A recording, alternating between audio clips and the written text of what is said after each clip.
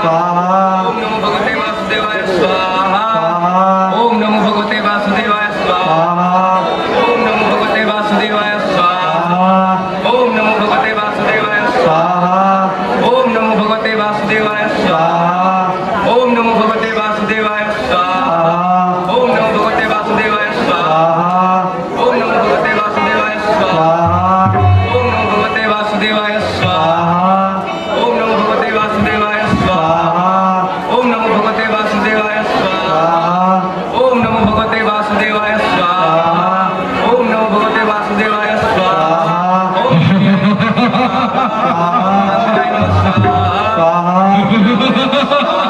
स्वाहा ओम नमो भगवते वासुदेवाय स्वाहा ओम ओम नमो भगवते वासुदेवाय स्वाहा ओम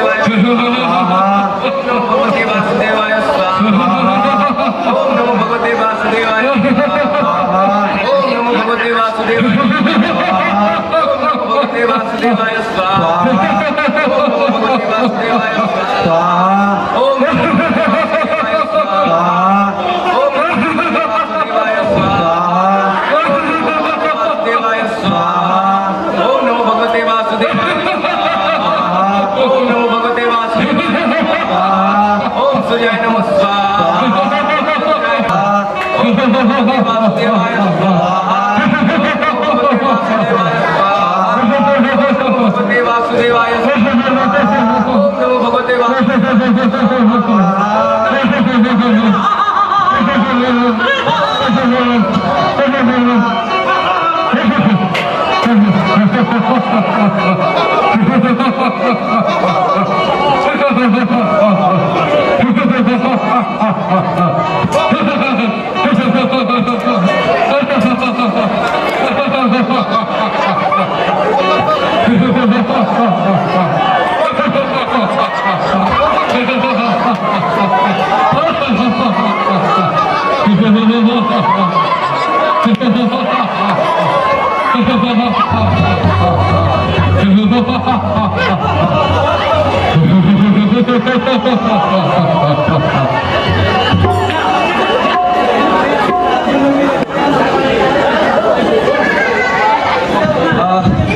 अब राक्षस हमें यज्ञ भी नहीं करने देते। यदि इनका अंत न होगा तो महात्माओं का यज्ञ करना दुर्लभ हो जाएगा। होगी दुष्टों की हनन, धर्म का उच्चार भी होगा। हनन दुष्टों का होगा और धर्म का प्रचार भी होगा।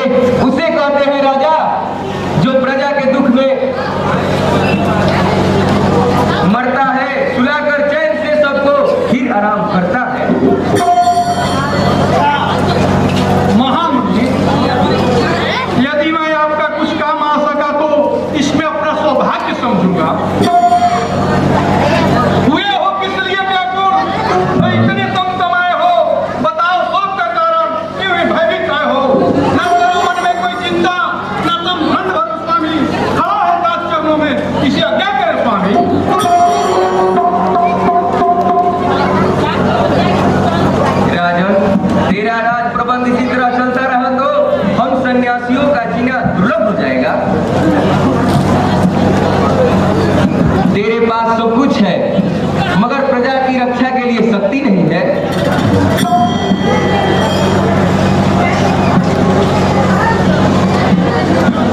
महामुनि, क्या हुआ? कुछ कहिए तो सही। वही जो आदिकाल से होता आ रहा है। मैं हवन कर रहा था, इतने में अत्याचार हुआ। क्या फौज चढ़ाई? नहीं, वो पापिनी, वो चंडाल जो मारीच और सुबाहु के इशारे पर हम लोगों का यज्ञ विध्वंस करना चाहता है। इन राक्षसों के अत्याचार से हम सन्यासी जगत में जीना दुर्लभ कर दिया है।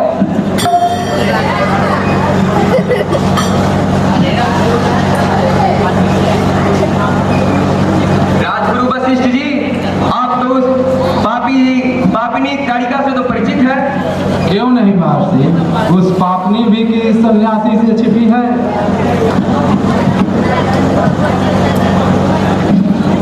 मारीच और सुबाहु को लेकर हर दिन हम लोगों पे अत्याचार हो रहा है। अनर्थ, घोर अनर्थ, शोक, महाशोक। जब राज्य में इस तरह का अन्याय का व्यवहार है तो मेरा जिंदगी पर धिक्कार है, धिक्कार है। मेरा पहला कर्तव्य है ऋषि की आन की रक्षा, प्राण देकर भी करूंगा आपका मान की रक्षा।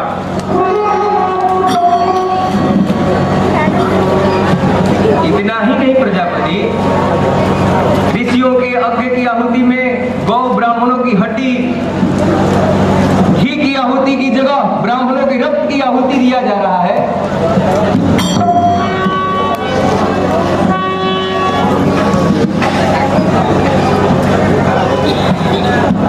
क्या मैं तुम्हारी सीमा से बाहर चला जाऊं?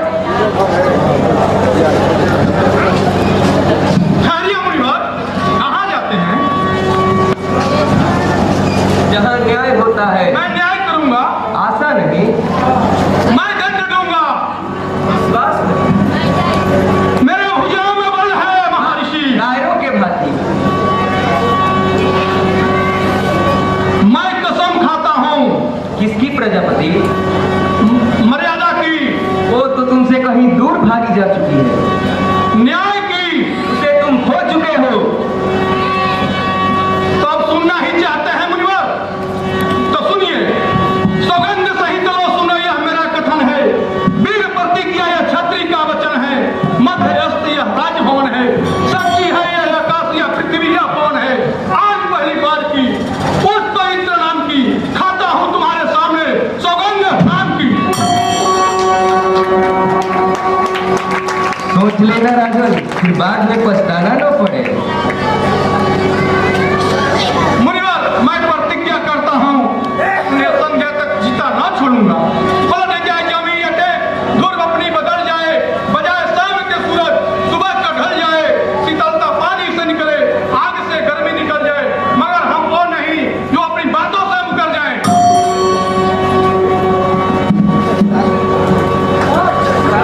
परंतु राजन, मुझे तुम्हारी आवश्यकता नहीं है।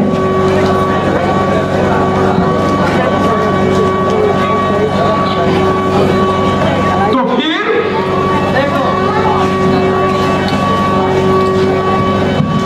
सोचता हूँ नरेश कि मेरी इच्छा भी पूर्ण हो सकेगी।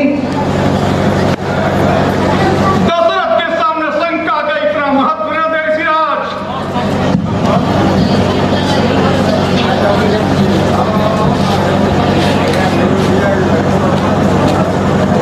कह देने और कर देने में बहुत अंतर होता है राजन। क्षत्रिय जो कह देते हैं उसे कर दिखाया करते हैं ऋषिराज। आकाश के तारे चाहे पृथ्वी पर बिखर जाए, पृथ्वी के जीव चाहे आकाश में भर जाए, मानी समुद्र में हो पहाड़ों में मगर जाए, हम वो नहीं जो अपनी बातों से मुकर जाए। परमात्मा को है कभी अनुचित नहीं होगा। रघुकुल नरेश अपने घर से कभी विचलित नहीं होगा।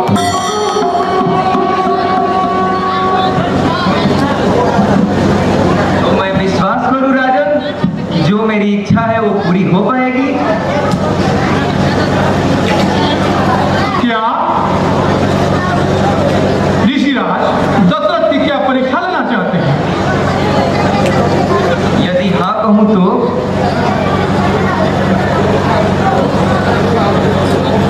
दशरथ का तन मन धन और त्याग देने में भी दशरथ थोड़ा भी संकोच नहीं करेगा ऋषिराज। राजन, मैं तुमसे बहुत बड़ी याचना करने आया हूँ। दशरथ का प्राण लीजिए, उसका राज लीजिए।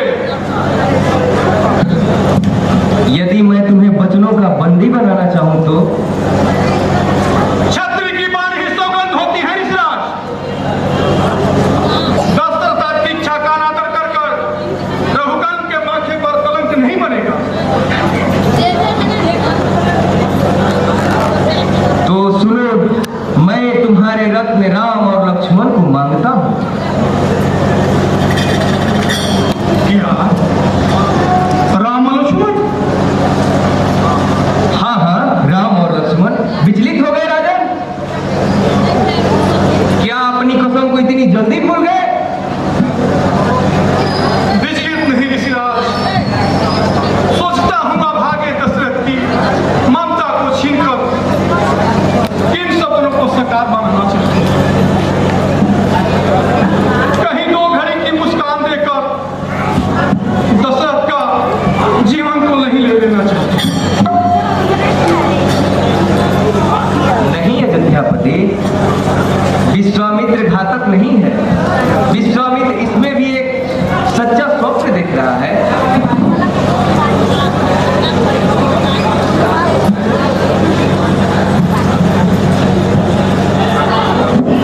इच्छा करूंगा अपनी धन धाम की, क्या जरूरत है वन में लखन राम की।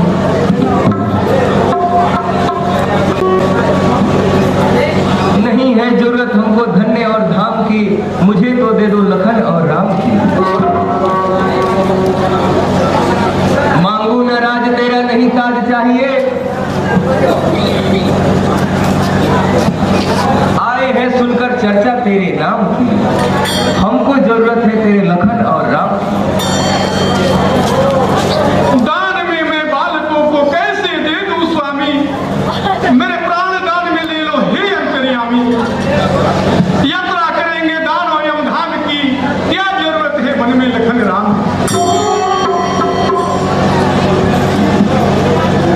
दुष्ट ताड़िका और मारीच के इशारे पे राम और लक्ष्मण को मैं तुमसे मांगने आया हूँ।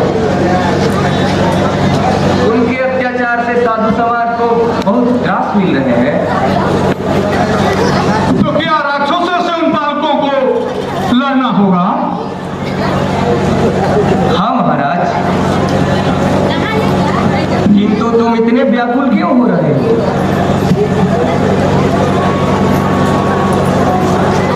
दशरथ भी तो मांस और हड्डी का बना हुआ पुतला है महर्षि, इसमें भी तो प्रेम का अंश है। दशरथ को भी तो पीड़ा का ज्ञान है। मेरे राम और लक्ष्मण कल के दूध पीते बालक वो क्या लड़ सकेंगे उन राक्षसों से।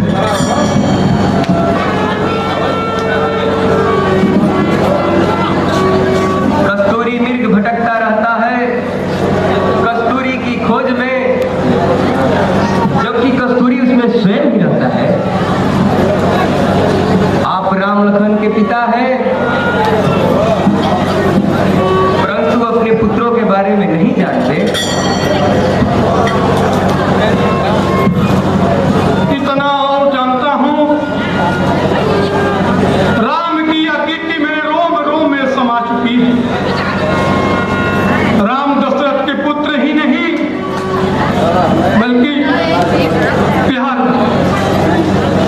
दानवों से लड़ने खुद हम चलेंगे, मारिच और सुबाहों को अपनी बाणों से हनेंगे। न खंडित होगी पूजा सुबह शाम की, क्या जरूरत है वन में लखन राम की। राजन, तो क्या इनकार है? सुनना ही चाहते हैं मुनिवर, तो सुनिए। मैं अपने सुकुमारों को आग में झोंकने से लाचार।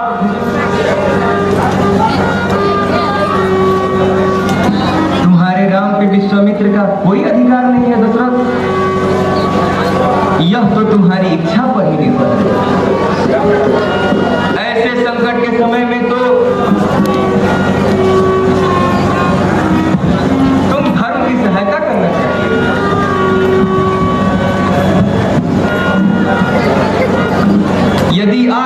विष्णु से कहता मैं चल देते छोड़कर सिर छागर,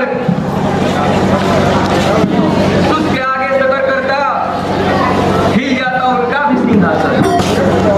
मांगा तो खरगदार तुमको इसलिए मुझे शंका हुई,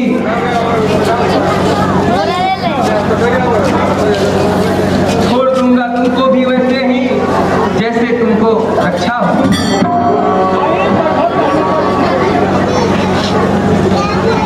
बालक अभी नदान है, नदान निरे रणभूमि में न जानते लड़ने की, वो क्या आपकी सेवा करेंगे मुनिवर? बोलते हो दशरथ, राम पुत्र इसलिए है क्योंकि तुम उसके पिता हो।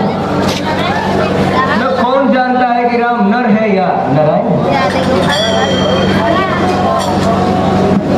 हृदय को परंतु समझाता हूँ, लेकिन कुछ भी असर नहीं होता ऋषिराज, कुछ भी असर नहीं। अयोध्या नरेश, आज तुमने रघुकुल का नाम कलंकित कर दिया।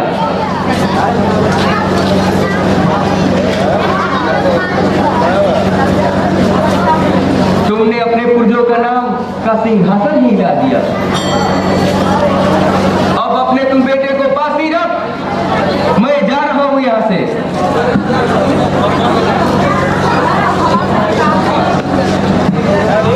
ठहरिए मुनिराज, अयोध्या नरेश के द्वार से निराश लौट जाना, इसमें अयोध्या की नहीं रघुवंश की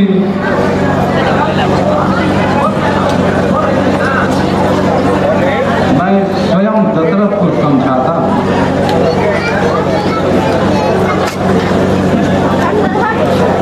अयोध्या नरेश,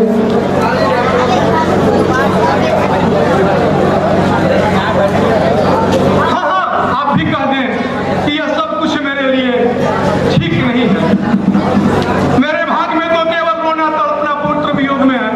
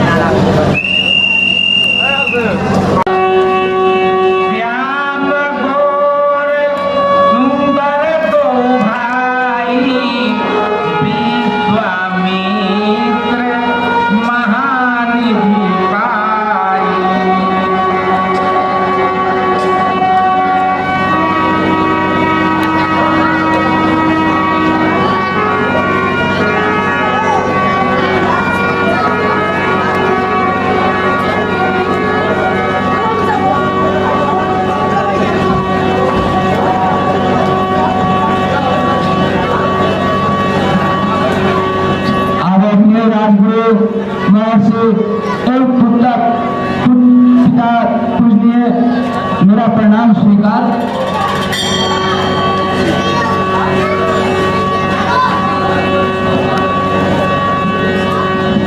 बेटा राम, आज्ञा पिताजी। आज से तुम महर्षि राज का दास समझो। जब तक ऋषिराज आज्ञा न दे तब तक तुम कुछ मत करना। आपकी आज्ञा सिर आंखों पर पिताजी।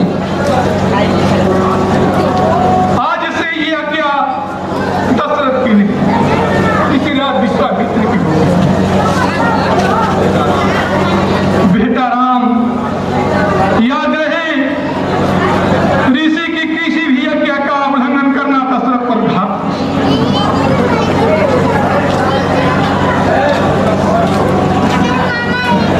भैया राम अपने मर्यादा के बड़े पके हैं पिताजी। भले ही भैया राम खाना पीना भूल जाए, लेकिन वो कभी अपने मर्यादा को नहीं भूल सकते। रघुकुल रीत सदा चली आई, प्राण जाए पर वचन न जाए।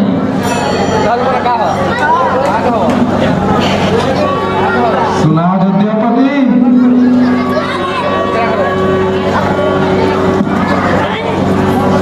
रामचरित पर प्रकाश डालना चंद्रमा को दीप दिखाना ही होगा।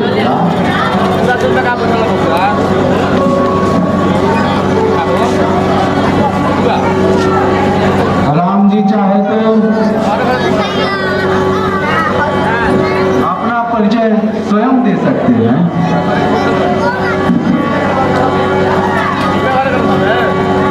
परिचय और मेरा राय की पहाड़ों का उपमा न दे गुरुदेव। राम तो अयोध्या नरेश का अधखीला फूल है। राम तो गुरु मानव समाज का तुच्छ दास है। पिताजी, आपकी आज्ञा के बाद माता का भी आशीर्वाद लेना है। राजमहल में जाकर जल्द ही लौटने बेटे।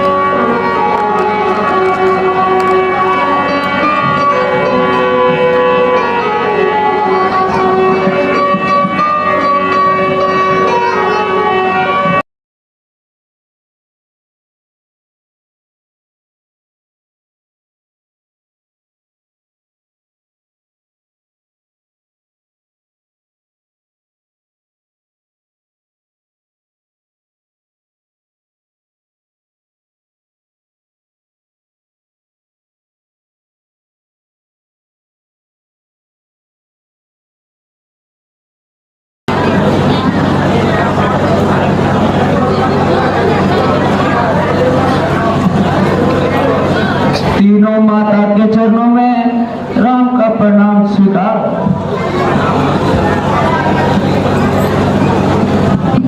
मेरे पुत्रों, तुम्हारी सदा जय हो।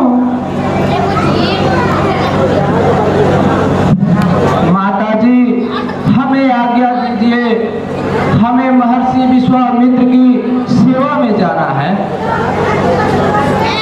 जा पुत्र, रघुकुल की मर्यादा को आगे बढ़ाओ।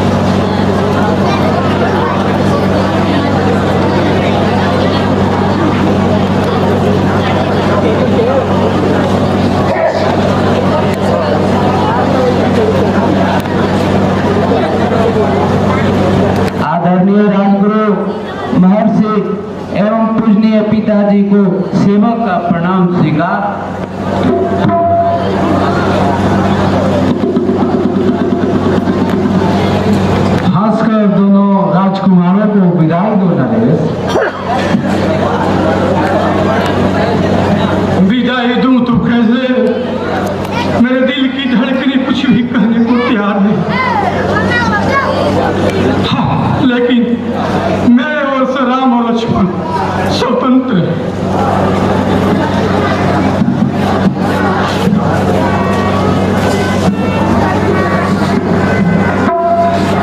यह तो किंतु का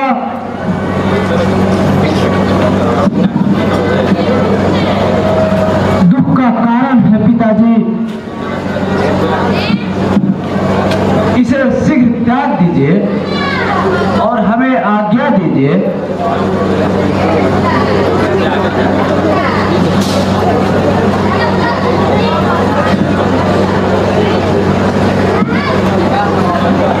प्रभु याद रहे ये दोनों बालक मेरे भोले भाले, इन्हीं पर रह मेरी नैया, यही मेरे सहारे। लो इनके हाथ में हाथ, इनका मान भी रखना याद करके, हे प्रभु इनका मान का ध्यान भी रखना।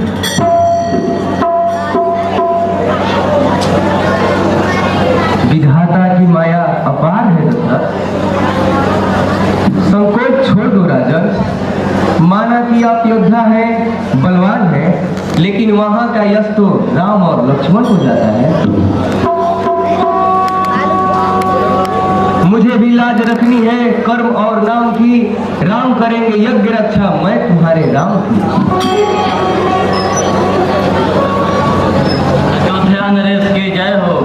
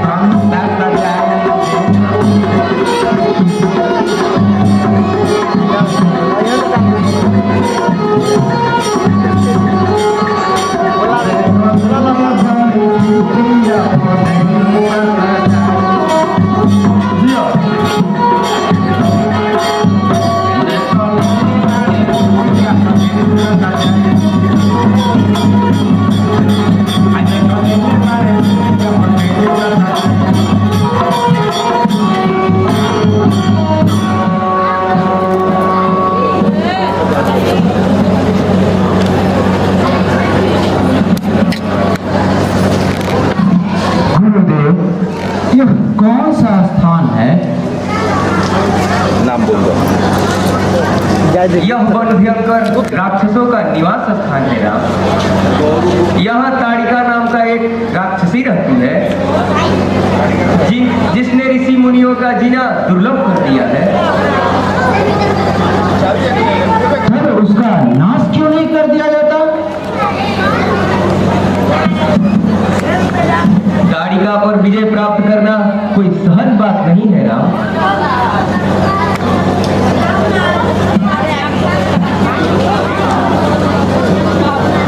यह काम तुम ही कर सकते हो बेटे। किंतु गुरुदेव, इस बाल्यावस्था में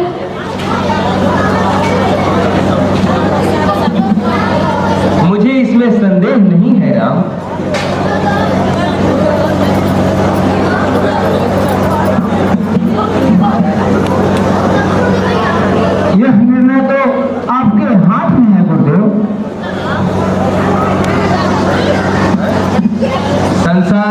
कुछ ऐसे भी महान होते हैं जिन्हें अपनी महानता का ज्ञान नहीं होता है।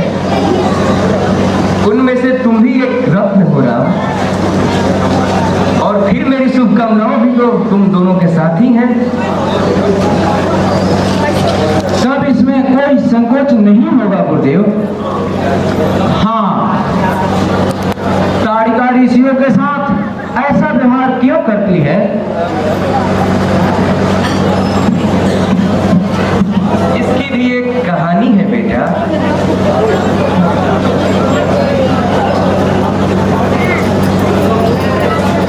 सुकेशु यक्ष ने ब्रह्मा जी से वरदान का वर प्राप्त किया था।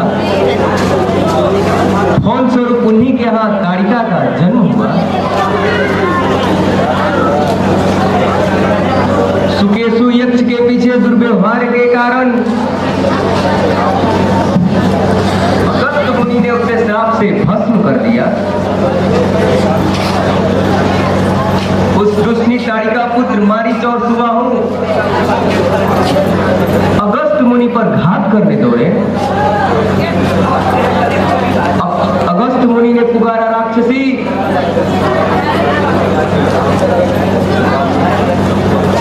महामुनि की इसी शब्द ने अमरता का रूप दे दिया। उसी समय से वह पापी वन में रह रही है। ऋषियों के जीवन से खिलवाड़ करना, उनकी तपस्या भंग करना ताड़िका का ध्येय बन गया है। तब तो उस पिशाचिनी का वध करने में कोई संकोच नहीं होगा गुरुदेव। दोष नहीं राम, पुण्य होगा।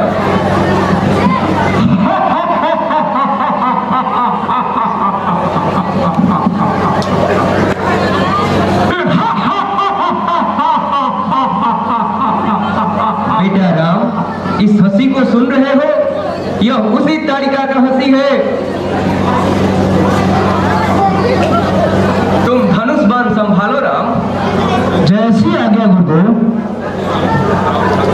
सावधान राम, दूसरा बाण चलाने की आवश्यकता न पड़े।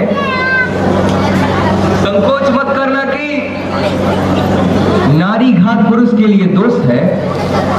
ताड़िका नारी नहीं, पापिनी है। उसे समाप्त कर देने में ही भलाई है। जैसी आज्ञा गुरुदेव।